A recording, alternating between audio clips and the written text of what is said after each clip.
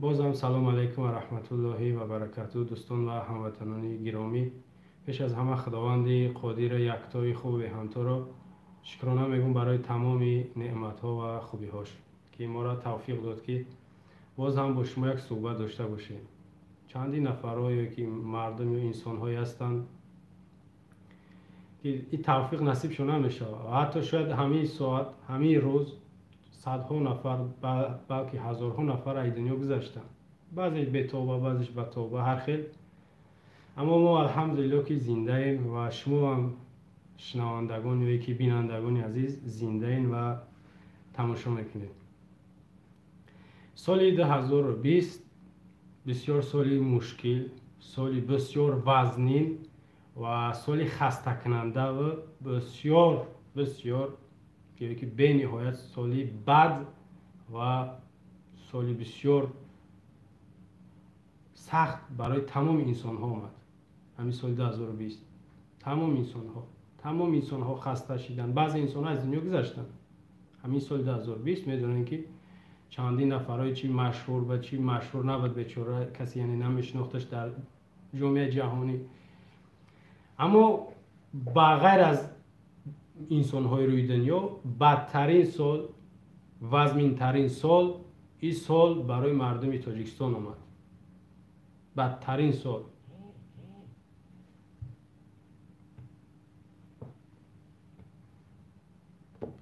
بدترین سال برای مردم تاجیکستان آمد.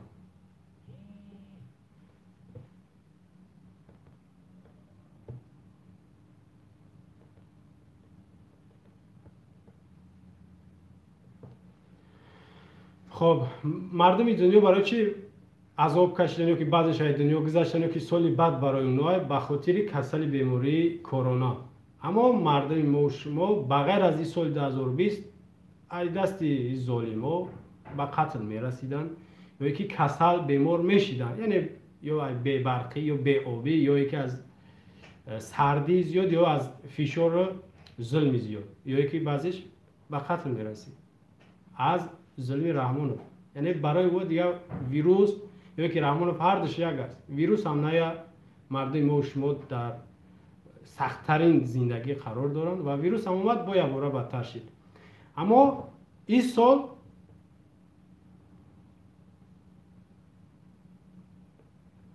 این سال وزنین برای مردم تاجیکستان زیادتر آمد به خاطر که در این سال زیاد چاره‌بینی های چی سیاسی چی مردمی و چی غیر حتی مردمی که همش به فایده و به نفع رژیم شد.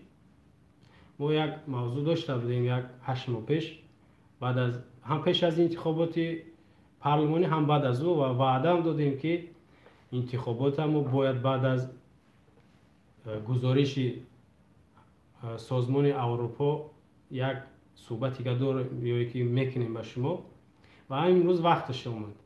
هم دو تا انتخابات ما گذراندیم در همین سال 2020. ما برای چی گفتم بدترین ساله؟ به خاطر که ما دو تا انتخاب گذراندیم انتخابات و در هر دوش مردم مغلوب شد. ظالم، قاتل، وطن فروش بیناموس دیوس رحمانوف غالب شد.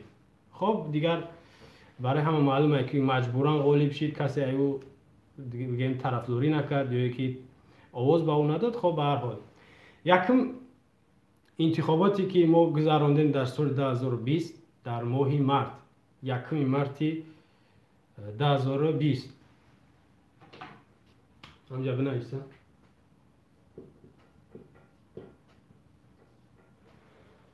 خب 1 مارت 2020 ما انتخابات گذراندیم، انتخابات پارلمانی. من دوستکاره کسی را با سخت نرسه که خفه نکنه، برای همین بعضی چیزا را نوشتن خوبه دیگه، برای همین در پهلوان گرفتم. 2020 ماه مارت 2020 ما انتخابات پارلمانی گذراندیم. در این انتخابات یک حزب راه ندادن، حزب سوسیال دموکراتی را، و بغیر از او 6 حزب دیگر هم 5 حزب دیگر هم حساب راه ندادن داد، یعنی که مغلوب شدن، غالب نشدن. تنها حزب رحمانوف غالب اومد. حزب رحمانوف برای چه غالب اومد؟ به خاطری که کسی را در پهلوش ندیدیم. یگان مخالف، یگان حزب سیاسی و حزب راستین صادق در پهلوش ندیدیم، برای همه غالب آمد. غالب آمدنش چنان برای شخصا من تعجب آور بود که در انتخابات کسی اشتراک نکرد، اونها برآمدن از میلیون گپ زدن که همه به طرفداری یک حزب آواز داد و رحمانوف حزب خلقی دموکراتی غالب آمد و از غالبیت اینا، از غالبیت حزب دزدا، حتی حزبای کیسگی بگیم یا که نو لختکشون میگن، کوکلشون میگن، رابطشون میگن، اونا هم خرسان شدن، اونا هم خرسک زدن و حتی من یک نوارشون رو تماشا کردم، نو چمپیون 2004 میگه که من او عبدالحلیم 2004 نیستم، یعنی که گویا او وقت ارنولد شوارزنگر بدوزی، مایکل جکسون من نمیدونم کیه. ای خرسانش هم میگه که ما خرسان شدیم، بسیار میگه راضی شدیم که این شخص بزرگ در این انتخابات پیروز شد. شما یک بار فکر کنین که حزب میگن، حزب چی سیاسی باشه یا چی حزبی حتی اجتماعی باشه، در هر حالت که وقتی یا گروه یا مخالف یا حزب او در هر معرکه های سیاسی چیکار میکنه، حتی اجتماعی دم معرکه های سیاسی و اجتماعی ده رقابت میکنه. رقابت یعنی چی میگن خانونا، بعضی گپای کوچکی پیشکنک میگن که با یک دیگر، یعنی که خچونه چی ایشون بزن خوبتر یا که بهتر. همین حزب رحمانوف در پهلوش یگان حزب رقابت نکرد، یگان حزب رقابت نکرد که اینا باید رقابت میکردن، حتی وقتی که مغلوب شدن که یا را آواز ندادن یا که هیچشون حساب نکردن یا باید زیغ میشیدن، حداقل باید زیغ میشیدن، راجع میکردن یا که خوق میدوختن، اما برعکس میخزن قرصک میزنن. همه کسا ما دیدم، همه کسا قرصک زد. یک نوار اعلانیه همین حزبا را من برای شما گوش کنید چی میگن. حزب اگراری تاجیکستان طرفدار 700,582 نفر 16,150%. حزب دموکراتی تاجیکستان طرفدار 216,526 نفر 50%. حزب اصلاحات اقتصادی تاجیکستان طرفدار 705,252 نفر 16,161%. حزب کمونیستی تاجیکستان طرفدار 132,049 نفر 3,11%. حزب سوسیالیستی تاجیکستان طرفدار 218,696 نفر 5,15%. حزب سوسیال دموکراتی تاجیکستان طرفدار 13,735 نفر 0,132%. حزب خلقی دموکراتی تاجیکستان طرفدار 2,139,741 نفر 50%. ایرا رئیس کمیسیون مرکزی انتخاباتی و رایدهی جمهوری تاجیکستان تعیینش کردن. این نام نسبش بختیار خدازاده های. شما نگاه کنید ایزانا کشیده 2,239,000 میگه، یعنی که گویا 2 میلیون رحمانوف ده حزبش ده آواز داده. بعد ای انتخاباتی که رحمانوف پیروز شد، میدونین که ای خرسندیش چی گفته؟ یاد دارین؟ من آواز میمونم یک بار گوش کنین که چی گفت. ای خرسندیش با جان خود جبر کنیم و با خودکشی دست زنیم. شنیدین چی گفت؟ نفرایی که یعنی که غالب نشدن، خطاب به همو حزبای کیسگی که میگه که با جان خود جبر کنیم و با خودکشی دست زنیم. خب انای گپای رحمانوف بود برای مو رئیسای حزبا بود که شما کامیاب نشیدین یا موفق نشیدین، غالب نشیدین، با جان خود جبر کنین و با خودکشی دست بزنین. انا نگاه کنین هموطنان گرامی، یک نقطهش ما تا حاضر در تعجبم و برای من اینترس نشید که آوردم 17 مارتی همین سال جاری ده، بعد یعنی انتخابات پیروزی را اعلام کردن به رحمانوف، آوردن معاون سروزیر وکالی محمد طاهر زاکرزاده 64 ساله های 64 ساله آوردن رئیس مجلس نمایندگان ماندنش تعیینش کردن. اینا رحمانوف کرد. را خیلی هممون میدونید. نگاه کنین اینجا دو تا نقطه برای ذکر کردن. اولینش که در تاجیکستان سین اعضاهای و کارمندان حکومت زن باشه ای 59 سالگی با نفقه میروه، ای 59 سالگی مرد باشه از 63. از 63 باید مردا با نفقه بروند در حکومت. این محمد طاهر زاکرزاده رئیس نوی پارلمان 64 ساله باید را با نفقه روان میکردن. با نفقه آوردن در وظیفه موندنش 5 سال دیگر تا 2025 اگر نام بره به شرطی یا که یگان خیانت به رحمانوف نکنه در سر منصب یا که وظیفه 5 سال دیگر هر قانونی که میبره شما بدونید که همی در امو دست داره. و این کل حرام 2010 تا 2015 رئیسی یا که راهبری کمیته زمین و گئودزی جمهوری تاجیکستان بود. اینمی محمد طاهر زاکرزاده هم در عکس شما دیدینش. رئیس پارلمان، رئیس نوش. شما میدونید که 2011 زمین فروختن. شما میرا میدونید نه شنویدگی هستین. 2011 زمین فروختن. این رئیس کمیته زمین به همون وقت. یعنی که در زمین فروشی ما و شما، یعنی وطن ما و شما این دست داشت. اینمی رئیس نوی پارلمان.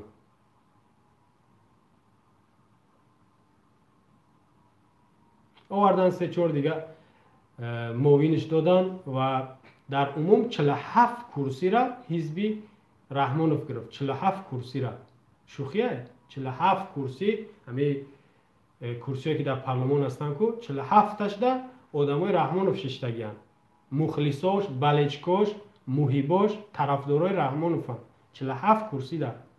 یعنی پارلمان هم میدونه که خانه مردم باید باشه. خانه مردم درد، غم، شکایت تمامی کمبودی مردم در اونجا باید گفته شده شود که جلسه شود، بحث مناظره شود در پارلمان.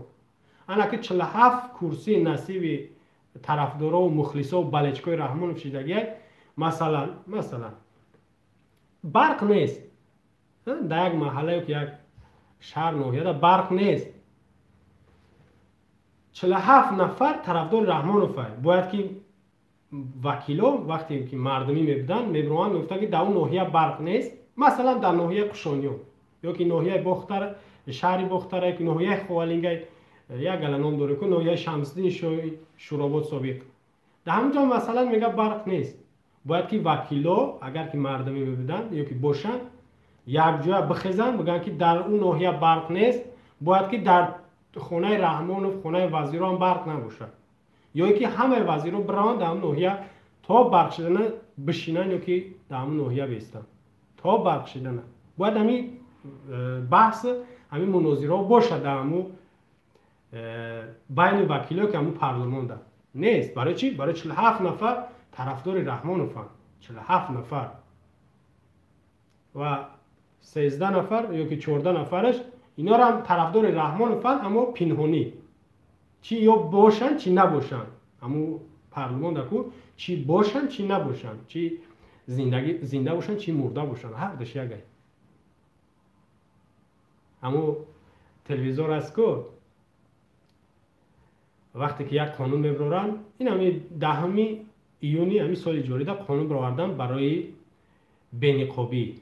همین کسی مسکن نداشته باشه از 90 تا 60 تومان جریمهش میبندن و بغیر از این یک قانون دیگه شون در همین پارلمان قرار شد قبول شد رحمانوف امضاش کرد.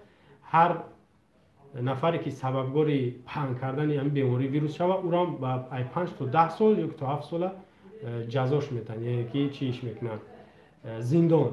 هنوز شما ببینید که 47 نفر همه راضی شد و رحمانوف امضاش کرد. هنوز ببینید و غیر 47 نفر 13 نفر هم گفتم که تلویزیون اونجا تلویزیون ده همه طرفدار همه 61 نفر به طرف یکم کس زیر نکرده. حالا اینکه گفتیم که بینقاب همون شهروند میگرده که بیچاره سو نداره یا 1 سومون یا 3 سومون از 1 سومون یا 1.5 سومون تو 7 سومون هم خیلی نقاب ندارن اون بیچاره، برای همون جریمه برای اون داخل داره، برای کمبغلا. اگر از یک بچه رئیس یا که وزیر یا که نه بچه‌های رحمانوف یا که دوموداش نقاب نداشته باشن، چی فکر میکنین که جریمه میشن؟ نمیشن.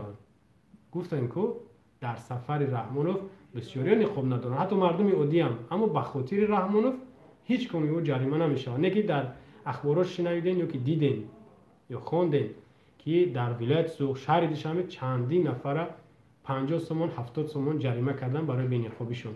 او بیچاره در روز اگر که همین نقاب بعضیا استفاده کردی باشه زیاد میدونه که در روز نه کاری اگر گرد غبار قدی باشه در روز هیچ نه 10 تا باید عوض کنی. اگه شما ببینید که 10 سومونی باشه 10 تا 20 سومون در روز تو برای نقاب میپرته چی رسپاد میکنی. خب به هر حال این موضوع پارلمان بود. یا یک مثال آوردم که انمی 47 نفر آواز همش طرفدار رحمانوف دادن، به مردم آواز ندادن. یعنی که آوازشون به مردم نبرآوردن که مردم در اینجا چخیل ایرا جریمه را پرداخت میکنه، اگه جو میاره. و او 13 نفر دیگر هم بومیم که در خطر مرده ها هن. او هم طرفدار بلچکای رحمانوف هن. همون کرسی ها خالی نباشه برای همین اونو ششتگی هن. نقطه دیگر که رئیسی پیشین پارلمان کجا شد؟ همین پارلمان از 2000 از حتی 2000 هم نه 26 سپتامبر 1999 تشکیل شد پارلمان. و از 2000 اولین رئیس پارلمان سعیدالله خیرالله بود. سعیدالله خیرالله 10 سال راهبر پارلمان بود. یعنی دو بار هر 5 ساله ما پارچی داریم، انتخابات داریم. 5 سال اومد تا 2010 را عینوهی رشت بود. ای 2010 شکور ظهور اومد یک کلی دیگه. ای 2010 تا این 2020 10 سال دیگه 5 ساله ای هم عینوهی رشت ای هم اومد راهبر پارلمان بود. و این نو بدگیش رئیس نو پارلمان از نوحه رشت محمد طاهر زاکرزاده. ای کلم این دیوانه هم عینوهی رشت ای را ما باور دارم که 5 ساله میست اگر نمبره. یعنی که رحمانوف تقسیم کرده منصبا را. رئیس پارلمان از نوحه رشت میمونه، سروزیر ولایت سوق میمونه و خودش از طرف کلا. خب به هر حال نگاه کنید شکور ظهور کجا رفت؟ شکور ظهور 66 ساله بود. 66 ساله. اگر بگیم که به نفقه رفت و خیلی همین نوبدگیش هم سینش به نفقه هست. همین 64 ساله این هم سینش به نفقه هست. یعنی که رسید 1 سالش گذشت این نفقهش. شکور ظهور کجا رفت؟ یا دارین که سال 2017 بود یا 18 در مسکو یک کوچه ده یک هیکل درست کردن به نام شکور ظهور. هیکل شکور ظهور در مسکو و در یک کوچهش خیابانش. یعنی در تاجیکستان وقتی که اگر خدمت صادقانه و صافدلانه کرده باشه چی باید با یک رسما با یک طریقی بگیم تنتنوی گسلش نکردیم. اگر که به نفقه رفته باشه، نه که به نفقه نرفته باشه، وظیفه نوش چیه؟ در مردم برای چی حسابات نمیتین یا گزارش نمیتین؟ برای ما همین تا خوزین 8 و 9 ماه گذشت حیرانم که همین کجا رفت. به نفقه رفته باشه گپی خینه که بگوی که صلاحیتش تمام شد، مهلتش تمام شد، با یک طریق تنتنویه یا که یک رسما اعلانش میکن یا که گسلش میکن میرفت. این مردم برای چی پنهانش داشتین تا زیرا کسی نمیدونه که او به نفقه رفت، به زندان رفت یا مرده کجا شد. و بغیر از این خب 2015 قانونی پیشوای ملت برآمد. شما ببینید قانون پیشوای ملت برآمد. همین کلی ظهور شکور همین قبولش کرده بود. حتی گفته بود که مردم تاجیکستان نیاز به پیشوا دارند. گفته بود که امام علی نیاز به این ندارد، مردم نیاز به پیشوا دارند. ولی من قانونی را گفتم که در وقت بدن او این خیلی قانونای خاینی، قانونهای رذیلی، قانونهای غیر انسانی و غیر اخلاقی برآمد. برای ما مثال آوردم که شما ببینید که یک نفر میارن در یک منصب میمونن، شما خیلی عادی و ساده نبینینش، نگاش نکنید خیلی اومد رفت نوبتش، اینا قانون میبرن. میفهمید؟ اینا تا امروز پیشوای ملت میگن. با بعد از او اساسگذار صلح و وحدت برآوردن. بعد از او اساسگذار صلح و وحدت برآوردن. قانونا رسما گویا که مردم انتخاب کرد که پیشنهاد کرد. نه، این همین کل برآوردش امضاش کرد و با رحمانوف پیشنهاد کرد. و البته قبولش میکنه، او قبول کرد که بله من میخوام پیشوای ملت باشم. نقطه دیگرش بعد از انتخابات بگیم مجلس نمایندگان، در اینجا با انتخابات مجلس ملی بود. مجلس ملی، اون مجلس ملی 17 اپریل 2020 یکی برای همه سورپریز شد. گرچه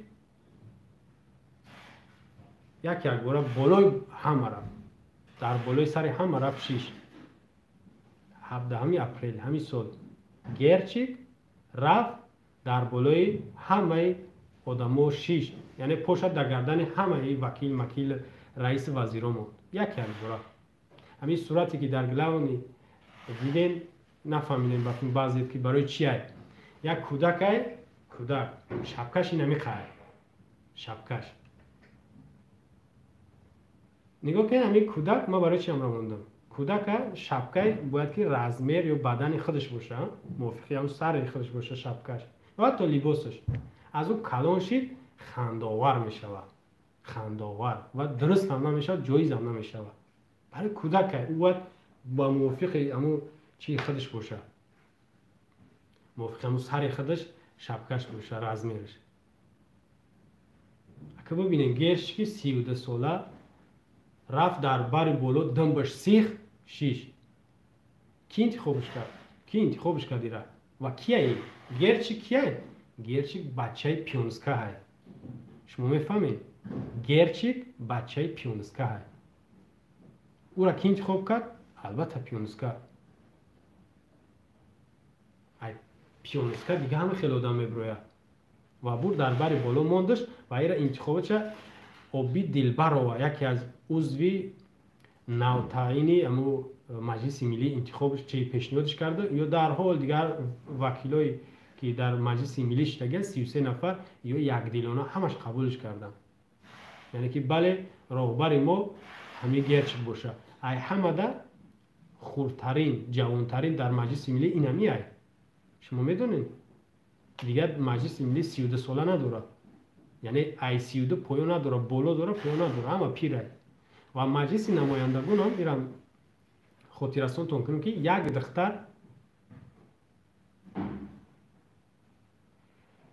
دختر است، تولدش 1986 مجید آقا سلیمه باشه، همجا جای نوشته بودم.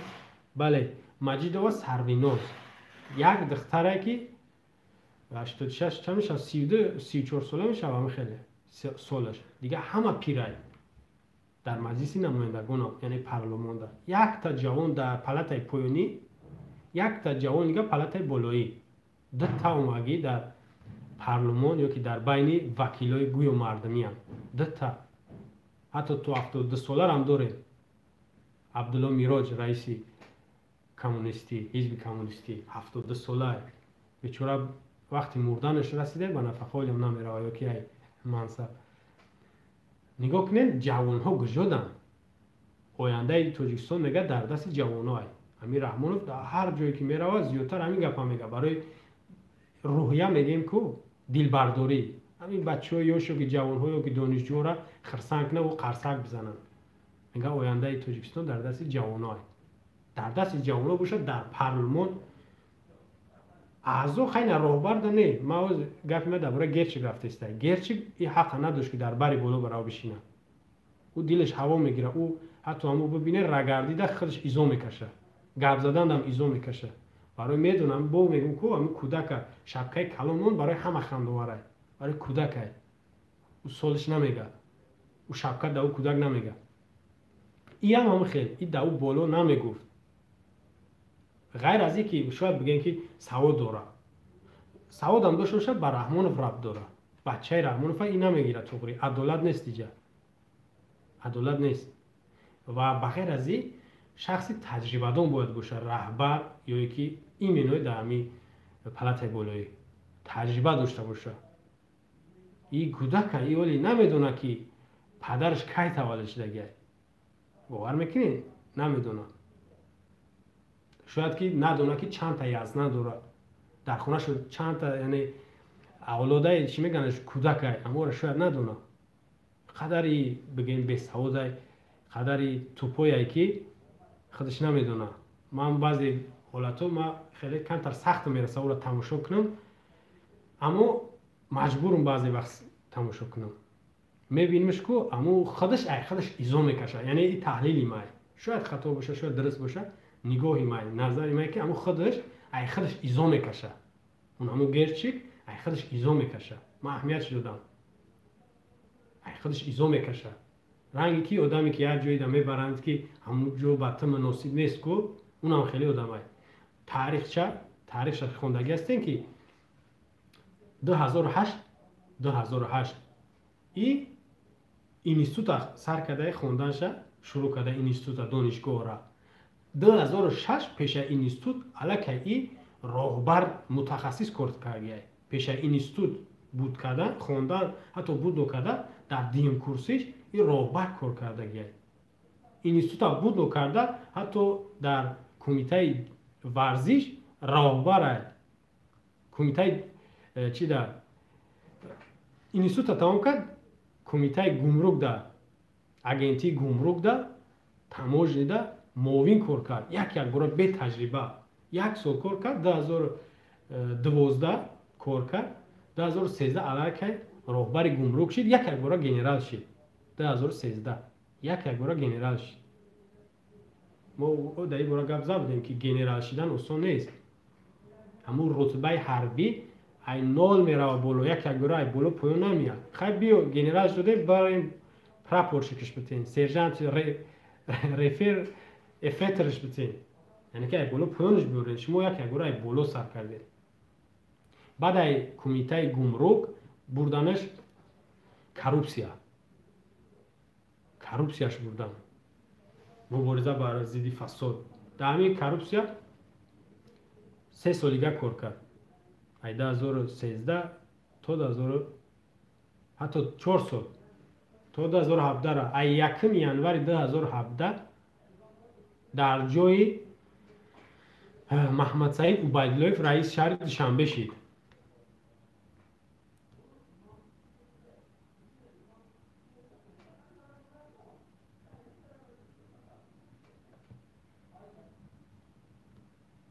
ای 1 ینوری 2017 رئیس شهر دوشنبه در جای محمد سعید عبیداللهیف شد. 2017 بعد بایدتون باشه یک ماه پسش پدرش گفتش که تو گشنه نیستی، تو سیری، تو چشمت پرای دیگر تعریف های روی راست گفت که من دیده و دانسته تر رئیس شهر موندم. با دیده و دانسته این همی ماه مرد 17 دیده و دانسته برد در جای با عبیداللهیف موندش. محمد سعید عبیداللهیف از سال 96 تا 2017 را قریب 21 سال رئیس شهر دوشنبه بود و 20 سال رئیس پلاتای بالایی، رئیس مجلس ملی بود. محمد سعید عبیداللهیف نگاه کنید کجا شد محمد سعید عبیداللهیف کجا شد؟ توزی را یک حسابات قیم بود یا یک اعلام قیم بود که بنفقه رفت، زندان شد یا یکی یک منصب دیگر گرفت. برای زیادتر در چی تجربه همی بگیم که عمر کوتاه ما میبینیم یگان رئیس یا که وزیر رحمانوف بنفقه نمیره، ایوجا باوجا یعنی جوالشکنک میکنن با یک دیگر، تغییرات کردشون همیه. ایش هم میگه که تو برای در جای او را میگه تو بیا جایی، با یک دیگر جو ایوازکنک میکنن. اما عبیداللهیف در پهلوی گنگه، در پهلوی گرچکه یا یکی بنفقه رفت. اگر مطابق یک قانونهای تاجیکستان نگاه کنیم، رئیس مجلس ملی فکر کنم خطا نکنم یک عمره عضو همین مجلس ملی میمونه. مانندی که پرزیدنت هم خیلی حکم داره که وقتی که منصب رفت یک عمره این همی ابلیس امامعلی هم خیلی یک عمره عضو مجلس ملی میمونه. ای کی بس کو یک نفر پرزیدنت پیشینه سابق قهر محکم هم خیلی بد یک عمره اونجا همچون یک شخص کاردان تجربه دان برای نصیحت یا که یگان پیشنهاد یگان گفتگو میمونه در منصب. اما عبیداللهیف که قدر بد اخلاق و بد گفتار بود که نمی عبیداللهیف بسیاری حتی ما شنیدگیم که میگفت که حقارتی زیاد میکنه. مسجدها دا میرفت داد میزد، یاد دارین در مسجدها میرفت. همون نفری بود که 2016 نمی عبیداللهیف گفته بود که این مبارزه بر ضد رمال یا سطر این فرهنگ بیگانه برن این کمه.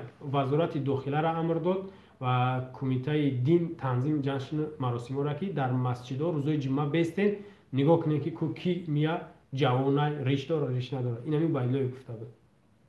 غیر از این در بسیار جشن ها وقتی میرفت اشتراک میکرد. این همین عبیداللهیف میگفت که انتخاب پایتخت امامعلی رحمان بود هست میموند. داد میزد انتخاب پایتخت امامعلی رحمان بود هست میموند. گیجوش دو قرصک و دو دواید مردم ها مجبور میکرد که قرصک بزنن در پیش پای امامعلی. یگونه نفری که رحمانوف جناب میگفت انمی عبیداللهیف بود. اولین نفر اینمی بود. این بسیار پدخلین بود. در پهلوی رحمانوف گناهش برابره.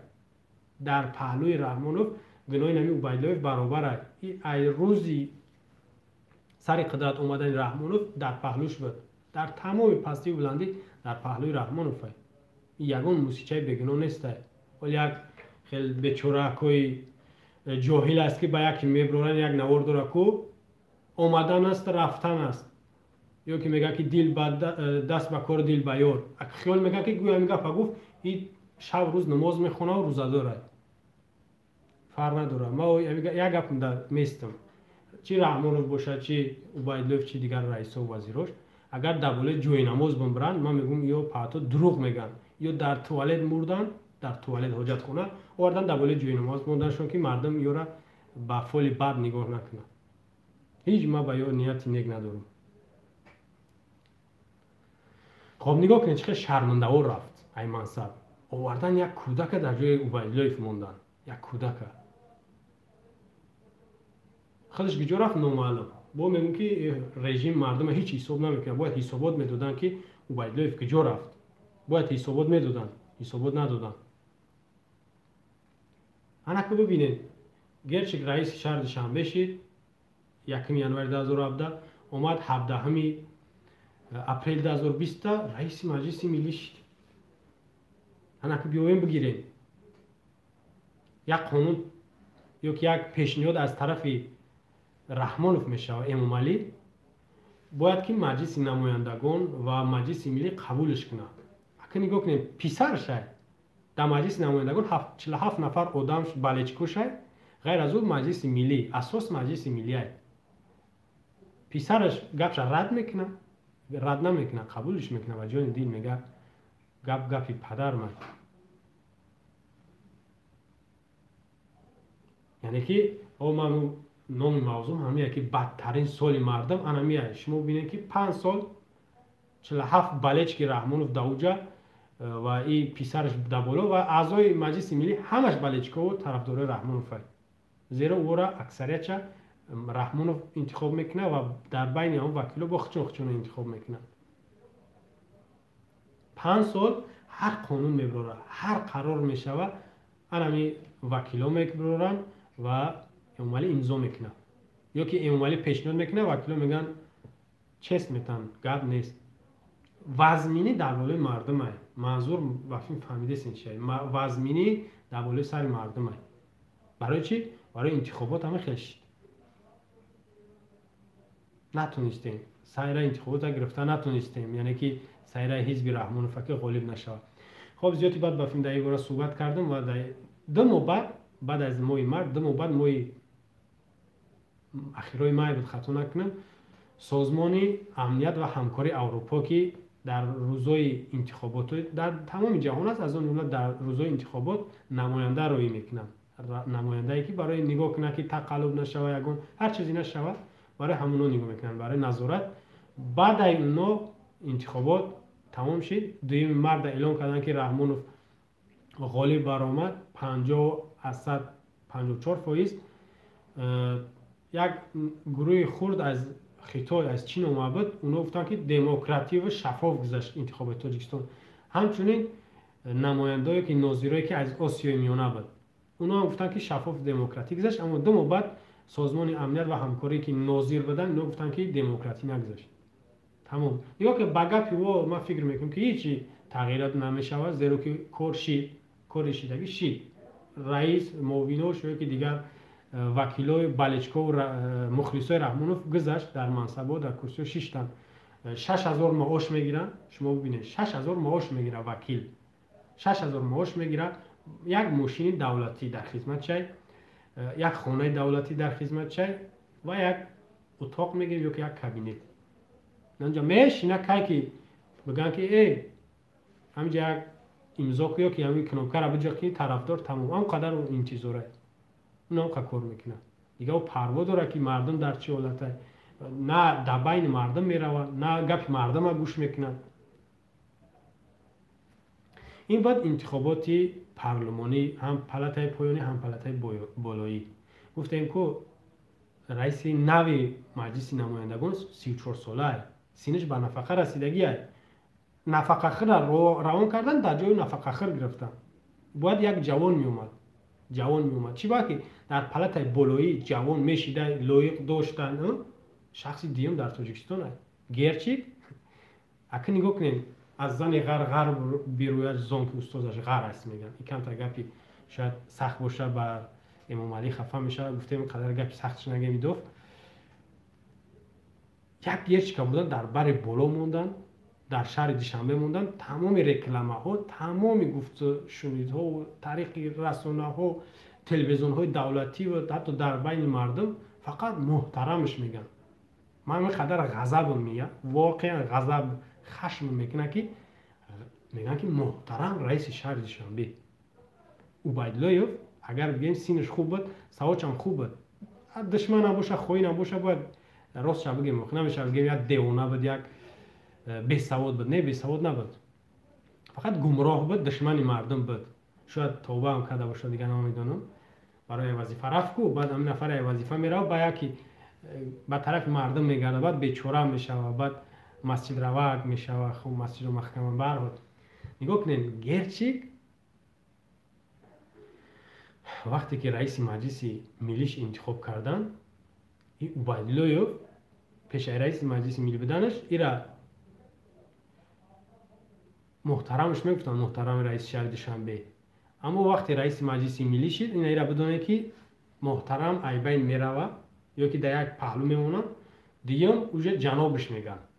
باز همین جناب گفتن تنها برای یک نفر اجازت است، برای رحمانوف. اگر از ما بگم که جناب سیمومین یتیم، جناب علی رمضان رحیمزاده یا که جک چند گناهگار میشن. جناب یک نفر حرمت کنی جنابش میگوی. نکی نگاه کنید بغیر از امام علی دیگه هیچ کس باید جناب نگوی.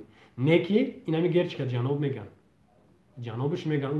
اونا یک سراینده داریم که خوکشپه همین نو بود یک سرود برآورد و یک وقت ای جناب صدقه میشید ایده با برآورد که دوست خیلی من اونشو نگیرم، یک قهرمان ملتش برآورد، آینده ملتش برآورد. نفری که با میگم که ای اولی چی خچه نداره، عقل سواد خچه نداره، این را گشته نمیتونه، این نمیتونه که خدمت به مردم کنه که در یک منصب باشه. این همی رحمانوف اگر ای منصب روه کو اونم جک چنه کو وزیر داخله شتا زده اینمو مجلس ملی بیرونش میکنه. باور میکنی او جک یا او یکی از چیوش بگیم که چورنی پایز دارم تاریخ خوندگی بودم، یکی از امو کسباش ورزش بده امی وزیر داخله. حتی چی داره دیپلمی شخمت داشته، یعنی استادی شخمت بده ورزش. اونمو جکی نمی گرش کردم اینمو پلاتای بالایی کو شتش زده بیرونش میکنه. برای چی؟ برای همه این بیزوره زپدلا های. باور میکنید زپدلا این من در حکومت کار نمیکنم. من در حکومت کار نمیکنم. من اوج زپدلا دانی سیستم اوج برای چی؟ برای یک کودک میره در بر بالا تمامی میگیم سینه‌شون کلانن، نفری که تجربه دارن، چی در دزدی، چی در غری، چی در فساد، در حرامخوری، پرخوری تجربه دارن، میبرن در بر بالا کودک میمونن یا همه دست و پیش بر باید گوش کنن. آخران جلسه که رحمانوف گذران همه در مون زل تالار دفتر رو داشتن، یا راست و دروغ یا دفتر در دستش بود. این همه خشتگی میگوی که در کینوتئاتر شدگیه همین گرچ اگر همین یک گپی دوی میگن که رحمانوف مسخره باز است، رحمانوف اکتیور است که انمو است، برای همون میدونه که اکتیور گوش کرده است تماشا داره، برای همون این نه دفتر داره در کاره یا شاید نوشتن هم میتونه. خب به هر حال انا نگاه که عبیداللهیف گپ میاد درباره همین عبیداللهیف بود که 20 سال شوخی نیست رئیس مجلس ملی بود، 20 سال در یک وقت دو منصب داشت، هم رئیس چی بود، رئیس شهر دوشنبه بود، 21 سال تلویزیون رو برید تماشا کنید، محمد سعید عبیداللهیف میگفتن رئیس شهر دوشنبه، محمد سعید عبیداللهیف محترمش نمیگفتن. 30 سالش کلانه با میگن که اگر که بس 30 سالش محرمت کنید برابر گرچه چندین نفر دیگه وظیفه داره، چی با اون رو محترم نمیگین؟ اگر بگین که همین باید که 32 ساله رو محترم بگوید. نگاه کنید پایان یک بار با بالا هم 2 نفر باید محترم جناب بگوید، حتی سروزیر کو یک بیچاره قای رسول زاده اونم را روزی نهمی مای یادم نمیرود رحمانوف با سروزیراش همین گرچه کم بود در پهلوش بود نوارش هست داریم بینید نزد یک آتش سجده کنی رفته بودن، یک ارچه تری گرده گل ماندگی بردن در نزد آتش، هیچ کس و هیچ چیز فراموش نمیشد، بله هیچ چیز فراموش نمیشد، رفتن در همونجا گل ماندن سجده کردن. خب به هر حال همش در همونجا همون برنده‌ای که در تلویزیون است اونا رو نشون میده، گپ میزنه، اساسگزار خیلی لقبای رحمانوف گفت، بعد از او رئیس شهر دوشنبه، رئیس مجلس ملی محترم گرچکی دوشنبه، قوی رسولزاده همچنین گفت در پهلوشون بود، این چونین سروزیر مملکت قوی رسولزاده.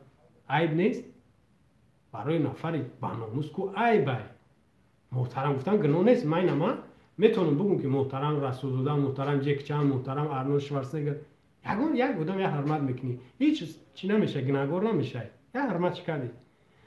قوی رسولزاده عضو فعالی حزب خلقی دموکراتی است، عضو شای میفهمید، یکی از شخصیت‌های حتی کلیدی است، شخصی عادی نیست که شما با نظرش نگیرید. یا که این همین عبیداللهیف هم میگم که همین عبیداللهیف رحمانوف گناهش هر شکل هیچ ایش زیادی یا که ایش کمی نیست، چی بگیرم محترم نمیگین، توضیح هم حتی میتونین که محترمش بگین.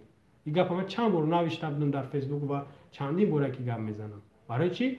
برای نگاه که در بین خودشون یه سوز نیستم، در بین خودشون فقط باید پدر پسر حرمت کنی، حرمت عزت شأن شرف باید که در هم 2 نفر دیده شود که برای هم 2 نفر باشه، تمام دیگر را باید حرمت نکنی. این بسیار گپی سخته یا که عمل بسیار ننگین است که وقتی که یک نفری که در پهلوی رحمانوف صادق است، حتی چاپلوس هم است، پدخلیم جان فدا احترامش نکنن، نشون میتن که همینجا 2 نفره دیگه هیچ که همه بی سواد. خب به هر حال رئیس شهر دوشنبه سابق عبیداللهیف هم رئیس مجلس ملی رانده شد عبیداللهیف رانده کردن ای حکومت، همین یک شتر زدن روانش کردن ای حکومت، گیجا رفت دیگه نمیدونم برای حسابات ندادن. ما داشتیم در اینجا با انتخابات دیم مرتبه ما انتخابات داشتیم 11 اکتبر همین سال 2020 انتخابات پرزیدنتی داشتیم. خب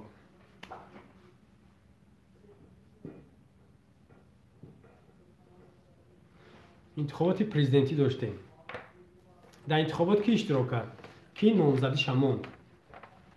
در انتخابات کی نامزدی شمون؟ اون کس مون نامزدی شد؟ بله مون. کی مون؟ من نشان میدم. 5 تا پیرخر اوز بفهم خوب رفته است. خب نگاه کن سین سال یگان تاش حتی 50 نیست، 50 ساله سین سال یگان تاش نیست. اینایش 72 ساله رئیس کمونیست های حزب کمونیستی ایش رئیس حزب سوسیالیستی و فکر خطا نکنم ایش 69 ساله هم خیلی نه کالش رئیس حزب اگراری این ایش رئیس حزب اقتصادی خب این رحمان فهیم ملعون رئیس حزب خلقی دموکراتی شما ببینید یگان تایمی حتی 60 ساله نیست ای 60 ساله بلان شما میدونید ای 60 ساله بلان یا دارین که رحمانوف من نوارش دارم فکر میکنم نمونوشم میشوه یا که بیامونمش یک بار دایتون بیاد دیگه باره رحمانوف چی گفته بود نگاه که گپ این منتج نیست گپ رحمانوفه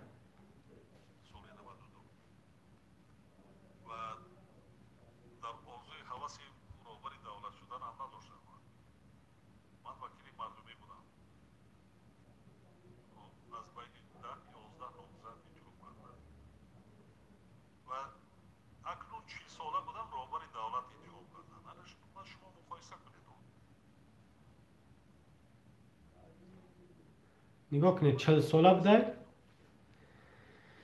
میگه که من در آرزوی هوس راهبر دولت نبودم 40 ساله بوده میگه مرا راهبر دولت انتخاب کردن 40 ساله بوده میگه شما فکر کنید 40 ساله بوده راهبر دولت انتخاب کردن امروز 68 ساله شد 69 ساله حتی 69 ساله شد اگه ببینید 40 سالگی در وقت تر انتخاب کردن یعنی که همون نفرای انتخاب کردن برای جوانی ده یا که شاید نمیدونم برای مارینت کبودنت انتخاب کردن تو نمیشید که در همین انتخابات اون یک جوان ولایت بدخشان ارگش شفکی بود یک نفر جوان بود تولد 89 بود 30 ساله یا 31 ساله همون برآمد گفت که ما مستقل خدمت آواز ما میمونم در انتخابات پرزیدنتی اما قدر گپای سخت گفتن اکستریمیست اغواگر تا زیبی پرزیدنتی نداری تا دیوانه تا کسل روی داری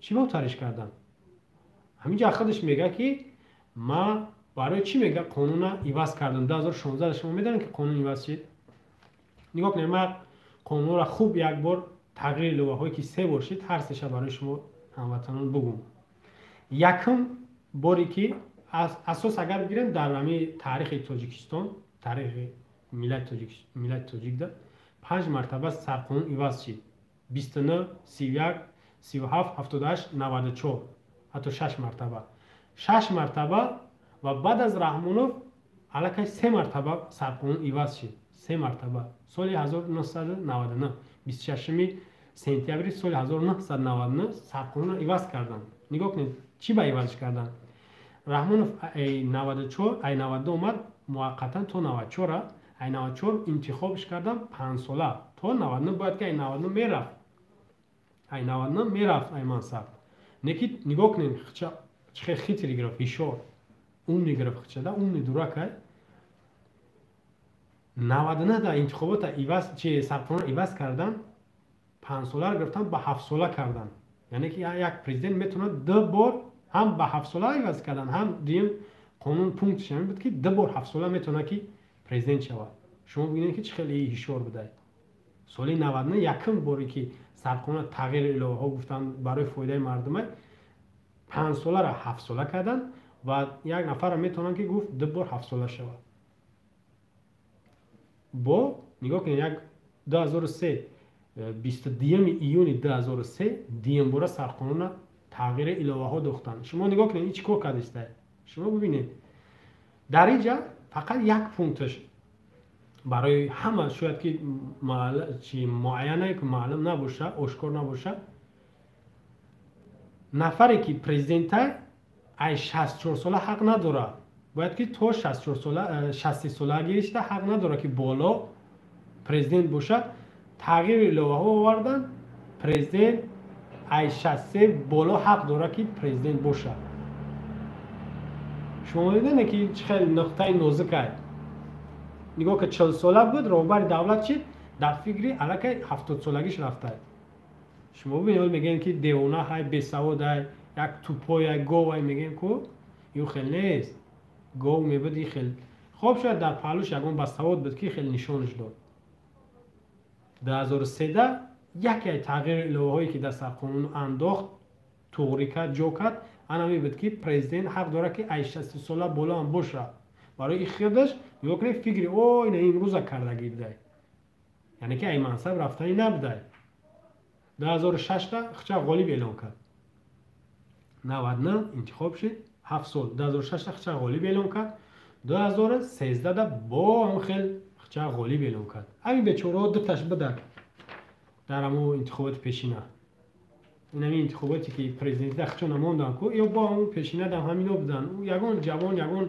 نفر آزاد بگیم که مردمی را نموندن که نزدیک شوه حتی 2013 دا خچه با غالب اعلان کرد پیروز اعلان کرد 2016 دا 22 می دا سرقانون یا که همون کنستیتوسیای ما و شما را با گرفت یعنی که ایواز کرد یا که بعضی قانوناش گرفت گویا که اره با بی حلش میکنه بیره با وی همین خیلی که در اینجا قانون برای پیشوای ملت دخل ناپذیره و بغیر از این باید نقطه‌ای که همه ما و شما میدونیمش 3 سال پرزیدنتی که باید که 35 بالا میبود آورد با 30 موندش برای گرچک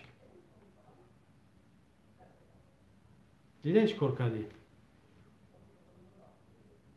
نگاه کنید قدری فکری بگیم که دوراندیشی و آینده را میکنم ما و شما نمیکنیم ما و شما مردم همه خیلیم همه یا جای کار خوب یافتیم یا که کمتر زندگی ما خوب باشه دیگه پروای مردمی دیگه نداریم این خیلی نباید باشه همه شما مردم یا که هموطنایی که تماشا داریم باید ما فکر خودمون رو توقع نکنیم زندگی سازه این معنی رو نداره که زندگی همه سازه یا که تو دیگه با دیگران نباید کار بگیری یا که گپ بزنی یا که دیگران را نگاه و نظر بدی این خیلی نیست باید همه زندگی شکل باشه در نزد قانون همه برابر باید باشه در نزد قانون همه باید برابر باشه این خیلی نیست در نزد قانون همه کم بغلا برابره همه کم بغلا در جریمه بندی جوابگری در ظلم شکنجه بی‌برقی بی‌آبی همه کم بغلا برابرن تو امروز شنیدین که پسر یک وزیر بوده باشه شکنجه داده باشه کرده باشه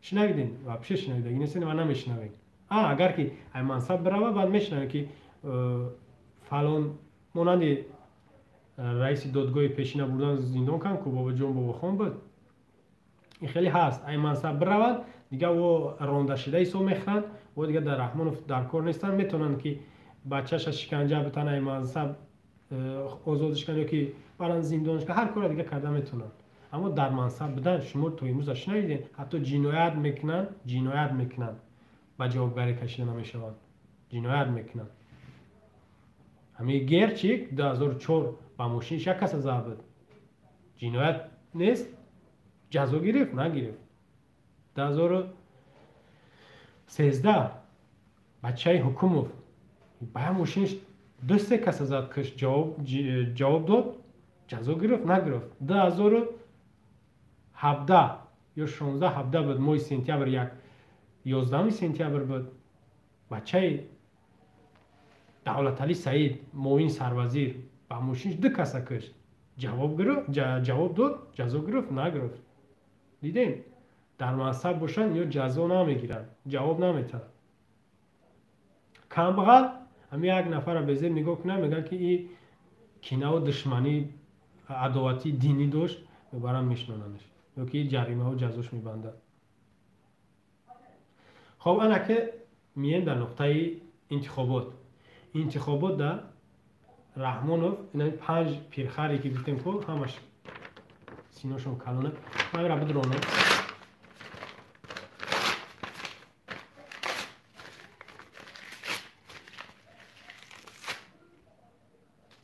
ورق حیف میشه میدونم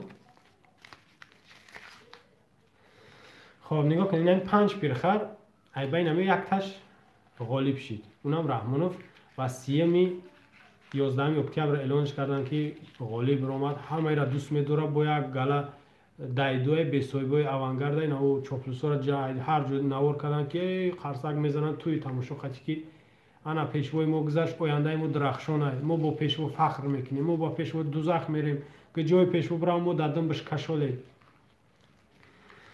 3 اکتبر روزی سوگند یاد کنیش بود، روزی سوگند یاد کردنش، قسم خورد. من قسمش میمونم برای که یادم نیست که چی گفته بود. یک بار بمونوش هم شما بشنوین چی گفته بود در قسمش. قسمی نو بود نکی قسمش نه جمع اگر هزار رحمان و بعد ببینم یا که لعنتش کنم، قسمش منطقی بود. برای نام خدا را نگرفت، یگان نام چی دیگر را نگرفت، یعنی که چی نداشت، مذهبی نبود قسمش. خوبه این که قسم بخواه، قسم خوبه. نکی با قسمش عمل نمیکنه، انا میش بده. با قسمش عمل نمیکنه به شرف.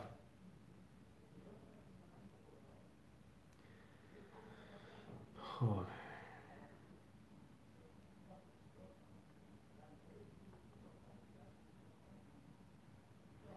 نیفتمش. خب به هر حال قسم خورد. پیش قسمش رفت اول در قصر ملت، در گردنش رئیس کمیسیون مرکزی انتخاباتی و رایدهی بختیار خدازاده در اول یک چیز داد، نشانه یا که چی میگن شهادتنامه پرزیدنتیش داد، گویا نام فارشم خیلی خفید.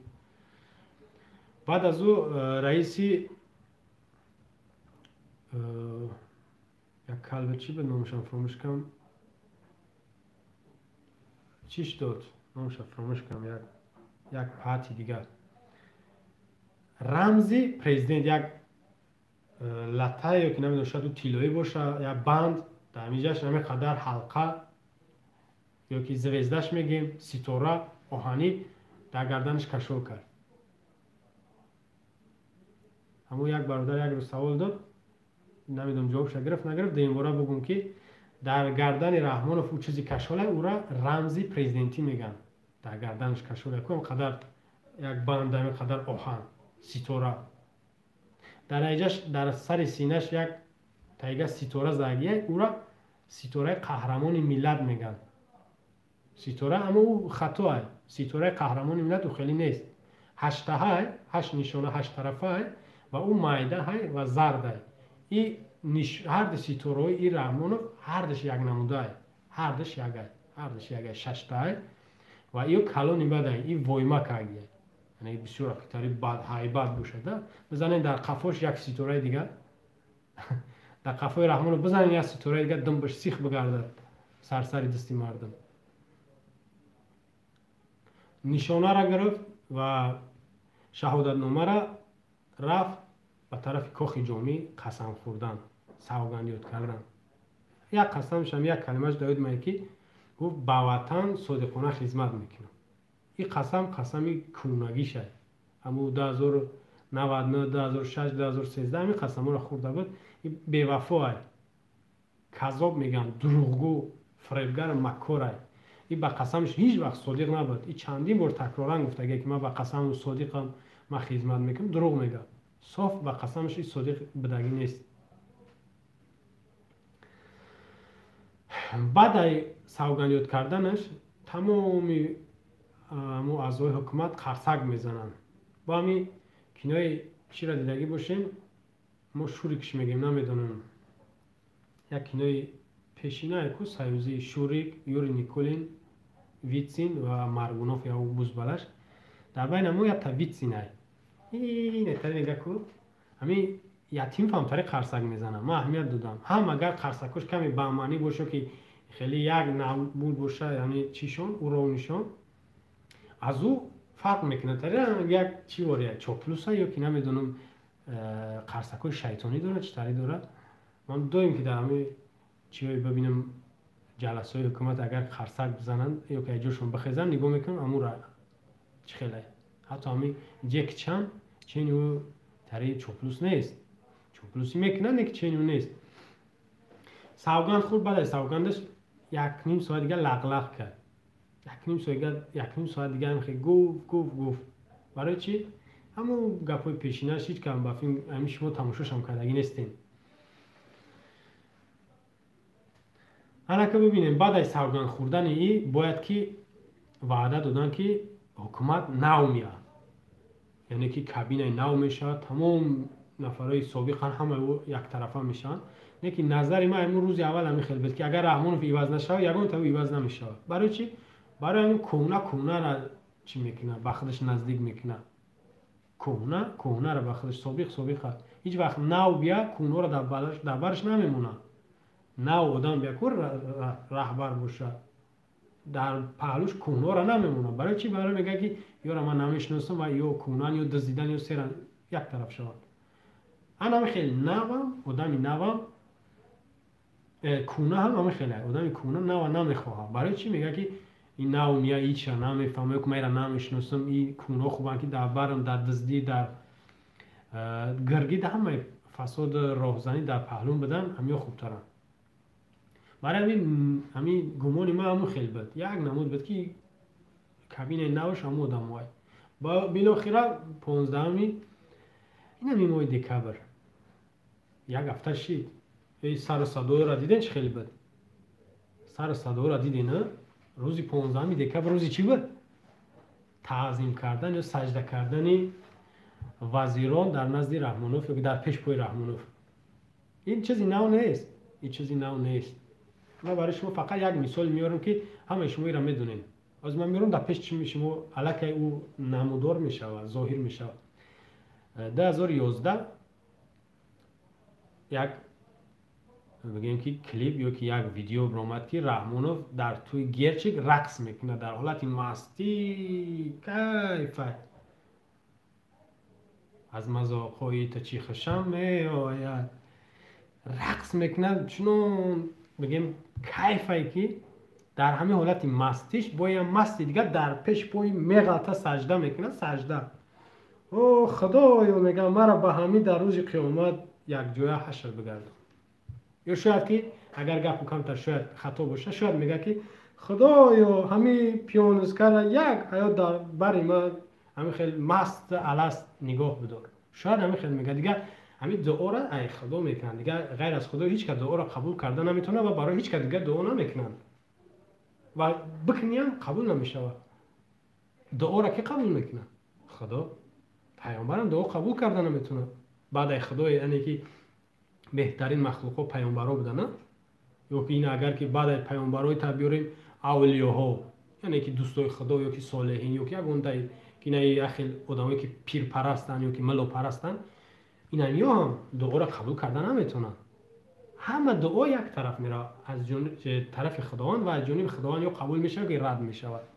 انا که ببینید که در حالت مستی مست سجده کرد مست پیونسکا التر سجده کرد و ای خداوند در حالت مستیش چی طلب کرد؟ من دو چیز میفهم. یا گفت که همین پیونسکا را در پهلوی ما دائم زنده نگاه دار یک عمره یا گفت که خدایا مرا در روز محشر با همین دوزخ نصیب گردان. الله اکبر.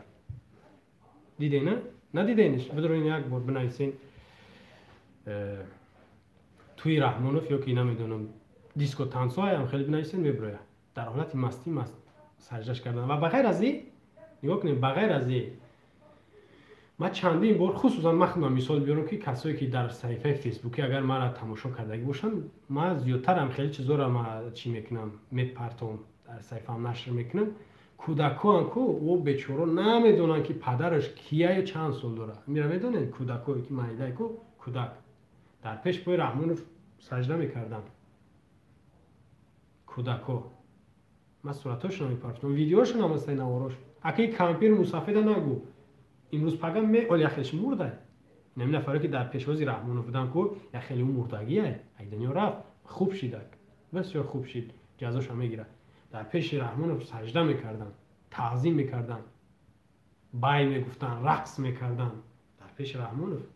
نامو تعظیمه او تعظیمی نیکی چی بود؟ اعضاهای حکومت نبودن تعظیمی مردم بود. تعظیمی مردم در نزد رحمانوف. ای 15 دکبر ده تعظیم رسمی از جانب اعضاها فعالای حکومت در نزد رحمانوف. این تعظیم رسمی بود. او غیر رسمی بود غیر قانونی بود. حتی او ای قانونی ای این تعظیم قانونی ای سوگند با پرزیدنت خودن قانونی ای. این را بدونید. و همین مثالی پیشتر گفتم که 2016 در 22 می وقتی رفراندوم گذراندن 3 ماه پیش رفراندوم گذراندن در رفرندومشون گفتن که سرقانون تغییر الهه ها میاره. یاد داشته باشید 100 روز 100 تا نوار حرکت سیاسی گروه 24 جانب شما بود مردم نوار کرده بود که رفرندوم قبول نداریم، سرقانون باید عوض نشه، تغییر نیاده. یکی از پونکتش همین بود اعضای حکومت، مجلس ملی، مجلس نمایندگان، وکیلا به رحمانوف باید قسم بخورند. یکی از پونکتش همین بود. برای همین شما امروز چی نشین دیگه، یعنی که غمگین یا که حیران نشین که برای چی ای با پرزیدنت قسم خوردن یا پیشکی قانون برآوردن امروز قبولش کردن و امروز عملیش کردن. انا که یک چیز دیگر نکنه برآوردن، مردم در نزد رحمانوف سجده کنه قانونی نیست، این غیر قانونیه. اگر قانونی ببرانش شما میرین سجده میکنین، کدوم سجده نکنین جزاد میتن، با جوابگاری میکشن. را بدونین هیچ امکان نداری، هیچ راه نداری، یا چپش میکنی یا که میره عبادتش میکنی، اطاعتش میکنی. رحمانوف میدونن که سجده درست نیست، چی وزیر باشه، چی پرزیدنت، چی پیامبر، سجدهش درست نیست. حتی نگاه که رحمانوف از سال 92 68 سال 68 ساله 28 سال این همی اگر 28 سال آب نمی آب ای کو بخشش می آب بخورم نمی آب ای در 28 سالی سر قدرت داشت اگر یک بکل آب نمیخورد، یک بکل آب، برای چی؟ میگفت که من یک بکل آب نمیخورم، بگذار من بمبرم اما مردم ما آب بخورم. در 28 سال در خونه‌اش کو شم قطعی زندگی میکرد. در 28 سال میگفت که مردم باید همه برق داشته باشه، ما به برق باشم، اول باید مردم داشته باشه. در 28 سال دشکمش باید نمیخورد، اگر نمیخورد میگفت که مردم بخوره ما مونگش نبمبرم، نمیخواد. اگر این کار نداره اگر همین کار 28 سال میکرد کو 28 سال میکرد باز هم این حق نداشت که اگر نمیمورد، یعنی 28 سال او نمیخورد، نان نمیخورد، نمیدونم یگان حتی نفس نمیکشید، این کار امکان داره. در قدرت الله هیچ شک نیست. اصحاب کهف شنیدگی؟ اصحاب کهف 310 سال، حتی میگن 309 سال، بعضی مفسرین 309 سال خواب رفتن خستن، هیچ دیگرگون شید در وجود و هیچی دیگرگون نشید. یعنی که امکان داره قدرت خدا، هیچ شک نیست. نه که رحمانوف اگر همین قدرت خدا میشید، نگاه قدرت خدا میشید، نه 28 سال رحمانوف هیچ نمیخورد نمینوشید، زنده میمونده. باز هم ما حق نداشتیم که یکی وزیرو به دوام بران در پیش پشت سجده کنن، این حق نداشتن. گفتم تکرارن که اگر نمیخورد نمینوشید تمام در پیش پای مردم پای ما و شما را مچک میکرد. بگیم که عدالت، بگیم که انصاف داری زیاد شد، تمام در خدمت مردم بود، بازم حق سجده را نداره. نه رحمانوف با میگم که نه یگون پیامبر، نه یگون وزیر، نه یگون اولیو دیگر نفرای چی منصب دار چی بی منصب، هیچ که حق سجده را نداره. شما بدونید که در اینجا سجده میکنید، با کی سجده میکنید را باید بدونید. من از سجده کردن یا هیچ نگران نشدم. برای رحمانوف اگر بگه که قفونکی بیاین سجده کنید، چی میگن سجده میگم، قفونکی بیاین با پیشم یا میرون یا دیگه یگان راه ندارن، یا دم در راه دارن یا زندانه یا که سجده در پیش پای رحمانوف، همین راه دیگه یا راه ندارن. رحمانوف برای همه ما نفری که هدایت یافتگی این کو معلومه که یورا به طرف دوزخ برده است. نفری که هدایت یافتگی این کو میدونن رحمانوف گمراه، کسی که رحمانوف دوست میداره پیروشه او گمراه، به طرف دوزخ میره، به یک چاهی میبره میپرتشون که او چاهی اسفل سافلینه، چاهی سقره، بدترین عذابای دوزخ در اونجا. انا ببینید سجده کردن، یکی ما در صفحه فیسبوکی نوشتم ایرا قدر کردن در کار، اگر چی بو میگم که یا همش جنایتکارن، یکی سجده دو نفر زیادتر دیدم بود. یکتش وزیر معارف بود، وزیر نوتاین معارف سجده نکرد، اما یک دفتری که اوجا میرن اول سوگند به رحمانوف میخرن، بعد میرن امضاش میکنن، بعد میرن در رحمانوف میتنش، که یعنی که ما با تو صادقیم. وزیر معارف سجده نکرد، وزیر تندرستی سجده نکرد، معلوم است که سواد دارن یا که یک کمتر ننگ ناموس دارن، سجده نکردن. دیگه ای سروزیر قاهی رسول الله سجده کنی تعظیم سرش، تعظیم هم حتی حرامه، تعظیم در حتی درست نیست. یا حتی نو وزیر خارجه اصل فیکو او با حتی سجده کرد، حتی او رکوع کرد، سجده میگن رکوع کرد. رکوع نماز با خودش چی داره؟ رکوع داره، سجده داره، قیام، رکوع، سجده. او با همه را گذارن، یعنی که من خشم میتونم خیلی روی دوست بگیرمش رحمان فر، یعنی دوستش میدارم، زیادی بعد دوستش میدارم. نه که اینا نگاه کنین، اینا می وزیری که قسم خوردن کو یا همش نمیمونن، اونمو گرش کو، اما شبکه کلانی که در سرش موندگیان، اگر شبکه بچه سرش بیاون مونن، تمام یا ای وظیفه همش میرون، یا همش هم پیر شدگیان، هم یا آدمای اون نیستن، اون نمیخواد یا در پالش باشن. اینا یا سجدهشون میمونه، گناهشون میمونه. سجده کردن این حرامه، سجده کردن در نزد مخلوق اجازت نیست. پیامبر نازنین ما و شما یک حدیث بسیار خوب داره، میگه که اگر سجده اجازت میبود، ما زنها را اجازت میدادم که در پیش پای شوهراشون سجده کنن. انا که ببینید، یعنی سجده اجازت نیست. حتی پیامبر یک حدیث دیگر هم داره که بعضی اصحاب یاراش شاگرداش میگن که ما میخوایم که تو را حرمت کنیم، وقتی تو بیای ما اینجامون بخیزیم، یعنی پیش تو بخیزیم، میگن نه نکنین. حتی پیش مردنش یکی وصیتاش همین بود که وقتی من مردم مرا بعد از مرگم قبر ما پرستش نکنین در باره ما، یا که در نیت چی ما در حق ما یگان کوتاهی، یگان کاری بدعت یا که عملای شرک کفر روانه بینید. که با میگم من تکرارا نه، اینه که جوش هست باید بگم که افضل ترین، بهترین، بالاترین مخلوق خداوند آفریدگی ای انسان ها، ای بین انسان ها بهترین در قدم اول، در صف اول پیامبر ما و شما حضرت محمد مصطفی علیه السلام است. نمود سجده درست نیست، با پیامبر سجده درست نیست، تعظیم کردن برای پیامبر درست نیست. حتی ما یاد دارم که کلانترای ما وقتی که نام پیامبر را میگفتن صلی الله علیه و سلم میگفتن، چه خیلی بونتری تعظیم سجده رو میرفتن، اینمی هم درست نیست. خیلی به هر حال نگاه کنید، اینجا گپ درباره چی میروه؟ وزیرا میروه سوگند یاد کردن و با پرزیدنت در پیش سجده کردن، تعظیم کردن که ما با تو صادقیم.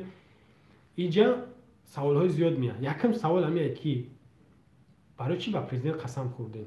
پرزیدنت فردا ای منصب میروه یا ممبر چی میشوه؟ این قانون برآمد، این قانونه، این هوایی سجده نکردن، تعظیم نکردن، قانون هم برآمد. نگاه کنیم با وقتی با این سجده میکنن فردا ای منصب یا میروه، یعنی که اینا رنگ قزاقستان میکنه شو که رنگ یگان کشور دیگه میاره، بچه‌ش هم میمونن. گرچه که اگر بمونه، شما میدونید که همین وزیرا یا که وزیرا که بعد ایامیه در پیش گرچک باید هم قسم بخورن، هم در پیش پای سجده کنن. ای بچه با مثال میارم که عبیدالله وقتی که در منصب بود، گرچک پامپرس نداشت، شاید با پامپرس میگشت. پامپرس هم میدونید چیه؟ با تاجیکی چی فکر نشم اون را کمتر شاید که خطا باشد، اون همون وقت او با اون میگشت. که شما ببینید بخیزن نفرهایی که اگر که در وقت گرچک بدن در منصب باشن، بخیزن با گرچک سوگند یاد کنن و در پیش پای سجده کنن. این سوگندش، این قانونش برای همه باید، برای خودش تنها نیست. یا این میدونه که همه ما شما میدونه که یا میبره یا این منصب میره میده ترکته یا میگریزه، این دیگه راه نداره. یا حیات نمیمونه که 30 ساله 40 ساله نیست که بگیم که خیلی یاشه، ولی از 30 سال یا 50 سالگی هست. خب یک مثال خوب در یادم اومد، همینجا بگم خوبتره، بر رحمانوف دخل داره.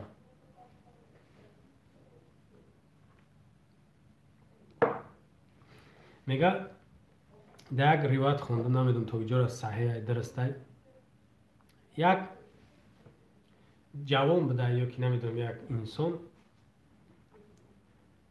آرزو میکرده که همین شیطان رو ببینه، قطعش یک گپ زنه که همین خیلی مردم وسوسه میکنه، مردم گناه میکنن و در روز چند کس وسوسه میکنه و چند گناه ها را همین سبب میشود و چه خیلی سبب میشه، همین را میخواد بفهمه شیطان. خب شیطان یک ظاهر میشه، شیطانی که درگاه خدا رانده شده تا قیامت لعنتیه. جوان میگه که نه، ما در خدمت سوال باشه یا که یگان پیشنهاد باشه گوش میکنیم. میگه که من حیران میشم که تو چه خیلی هم مردم وسوسه میکنی، هم مردم در روز گناه ها میکنن. بعد میگه شیطان که خیلی وسوسه میکنم. میگه بیا که یک رقابت کنیم با یک دیگر، یک امتحان کنیم که همین تو زیاد وسوسه میکنی مردم یا که من زیاد گناه میکنم، یعنی که تو زیاد چی میکنی مردم وسوسه میکنی یا که من خود من قپیده میتونم یا که من خود من کنترل کنم میتونم.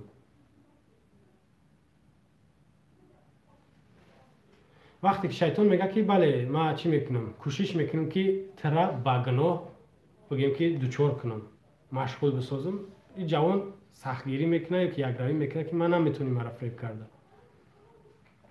خب هردش چی میکنن، میگه که واخوری شب ساعت فلان وقتی میروند روز است، سحر میشه، جوان این طرف میروه یک گپی دروغ میگه، طرف میروه یک حقارت میکنه، طرف میروه یک بگیم که عملی نامشروع میکنه، قتل میکنه، زنا میکنه، خلاصه بگاه میان هر دوش وا میخرن. شیطان میگه که دیدی چند گناه کردی؟ 70 گناه کردی. میگه در روز. میگه 70 گناه کردی در روز.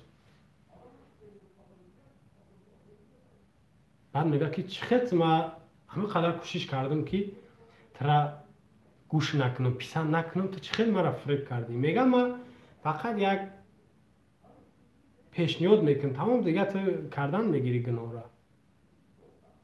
ما میگه یگان ترا مجبور کردم، حتی تو مرا ندیدی. میگه تو مرا ندیدی، نگی گناه را کردی.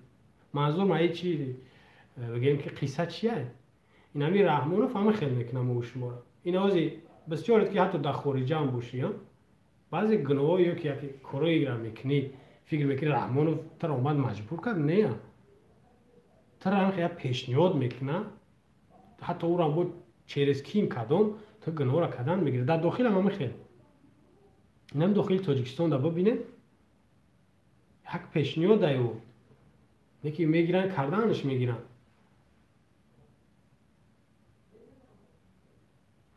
یاد دارین که 9 اوگوست در بلاروسیا چی بود؟ انتخابات پرزیدنتی بود. در انتخابات پرزیدنتی وقتی که میستر لوکاشنکا چه غالب اعلام کرد، 80% رحمان او هم قدم رحمان فای دوستی نزدیک رحمان فای یاد داره. یک نوارش هم موندم برای شما، گفته که امام علی این برادر ما هی، فهمیدین؟ رحمان گفت ای تو که برادر ما بچه اوچه ایم. گفت رحمان بی خیلی گفت در جوابش، گفت ما بچه اوچه ایم. برای همین از سال 94 اومدگی لوکاشنکو اون یک چند بار نوارش برآمد که رحمان با پلیموت در اومد، با تانکا و بیتر در اومد، چندین هزار کش در جنگو بسیار فعال بود. خیلی گفتگی بود که نوارش داد. انا که ببینید وقتی که خچه غالب اعلام کرد لوکاشنکو، تا امروز بلاروس آرام نیست. در بلاروس اعتراضات زیاد شد. دیدین چه خیلی اعتراضات زیاد شد؟ اعتراض ها، میتینگ ها شد. بلاروس رنگ مردم ما و شما بود. میترسیدن، میگفتن نخیزین که همه برباد میشه و قشاقی میاد، کمبغلی میاد، ناآرامی میشه، همه ویران خراب میشه. نکی وقتی یکم بار برآمدن ترس برآمد دیلشون، برابر برآمدنشون ترس دیلشون برآمد. نگاه کنید تو امروز خیلی اعتراض ها میشه، میتینگ ها میشه، همش برای نابود کردن سرنگون کردن یک نفری که 26 سال شد، لوکاشنکو. حتی اعتراف کرد خودش که من کم ترک زیاد در همین منصب نکی ها بودم. یک بار گفت که اون نفرایی که به خیابانا میبره و گفت که همش الکش گرچک نشمندن و آدمی سالم نیستن. من حیران میشم. خب نشمند گرچک یا که پیانیسکا التر باشه حق داره که اعتراض کنه. حق داره اعتراض کنه. چی باید که همه عثمان میغلطیدن اعتراض میکردن، یا که نفری که صاف گناه نمیکرد او باید که اعتراض کنه. این عقیده همش یکه. من برایش یارو مثال میارم. همین رحمانوف هم میخله در سیستم رحمانوف کو نمیخله. یک نفر گپ میزنه کو زیدی رحمانوف میکوان اگر در یگون جایی که سیگارت در دهنش باشه که صورتش ده، یا که یگون نمود اگر صورت هم نداشته باشه صورتش میگیرن بعد میپرتن اگه ببینه این سیگارت میکشه. بعد چیکار میکنه؟ خیلی سیگارت کشید در منصب نیست کو. وقتی در منصب باشه انا دا سیگارت حرام، نوز حرام، عرق حرام، پیوا حرام، گره حرام. در منصب باشه. نگی در منصب نباشه و عرق میخرب، نمیدونم گیره میکشه، سیگارت نوز میکشه، با شما هیچ رب نداره. او را نمیتونه که بهتری آبروش بریزونه. اگه خیلی چی میکننده یعنی همون که این آبروش بریزه، یا که مثلا اینه من دیگر نه قطعا دختر وزیر یا که یک نوسته رحمانوف صورت دارم یا که نمیدونم در جو دست بردستم همون را که میوان میپرتیان انا ببینید زاید خیلی نبیره رحمانوفه اکم آبروی ما بریزه که گویا ما دختر بازو ما قطعی داماد رحمانوفه میخی نمیشه واقعی میشه و نمیشه امکان نداره. انا بغیر از این باید تهمتای دوران که اگر ببینن این راه ها یگونش نمیشه یک دختر میوان که ترا دیل تا بیاود با او یگون کار بکنی کامیرات کنه پرتیان که ببینن این زینا کارا بشناسینش. این خیلی نمیشه. این نامردی هم نیمه نامردی هم بگه بدتره. این نامردی هم پستره که یک نفره ببرورید با یک کاری بیمانید اگه آبروش بریزونی. آبروی آدم با اوخی نمیریزه. با میگم که منصب نداره. چی سیگارت بکشه یا که نوز بکشه بله ناجایزه. این هم میدونه نکی این معنی را نداره که نفر سیگارت کش عرقخر یا که گرچک حق نداره که زیدی رحمانوف گپ زنه. حتی نگاه که گره حرامه. گره استفادهش حرامه، عرق حرامه. نکی من طرف دارم که نفر گرچک باشه یا که پیانیسکا باشه برای عرق قیمت کردن جاگی نموندنشون اعتراض کنن که برای چی نمیونه که ما عرق بخریم که نرخ عرق برداشتیم.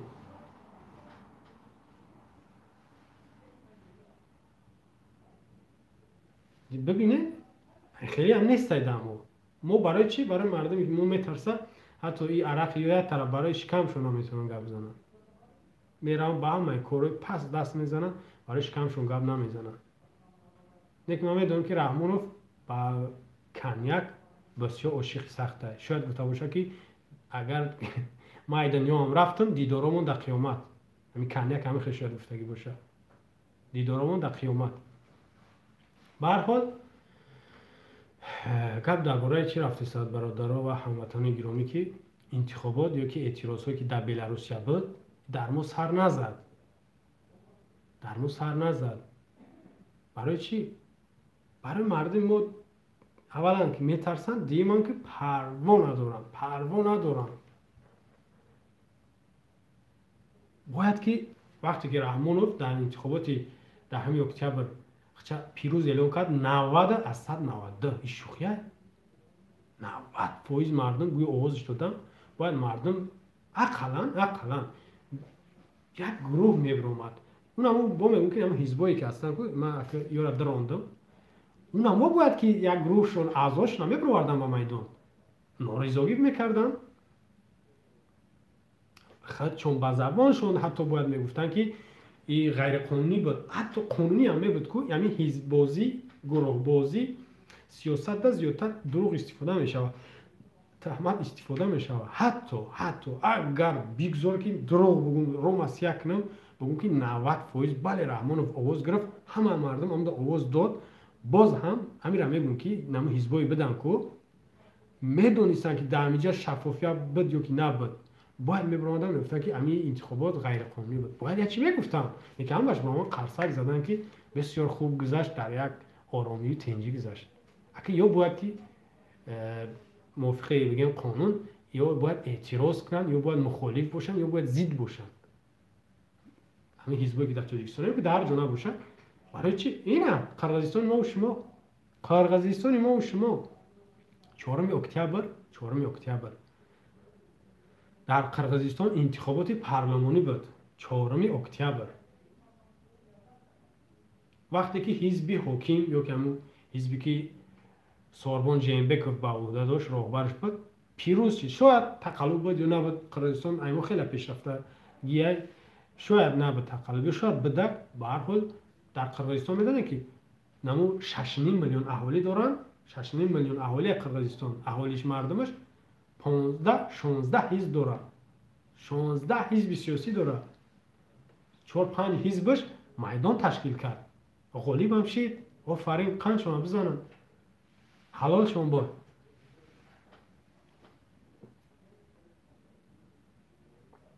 اعتراض کردن نواراشون شما دیدگین. من این گپو جوش هسته که باید تکرارم بگم بشو که گوش زد کنه برای شما.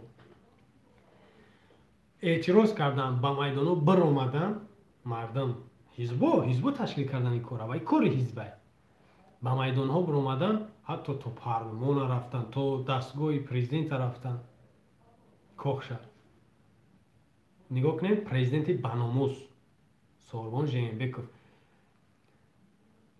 25 اکتبر 2017 در وظیفه اومد بود. سوربون جیمبکوف پارلمان قرقیزستان 5 ساله های، پارلمانش مهلتش 5 ساله و پرزیدنتش 6 ساله.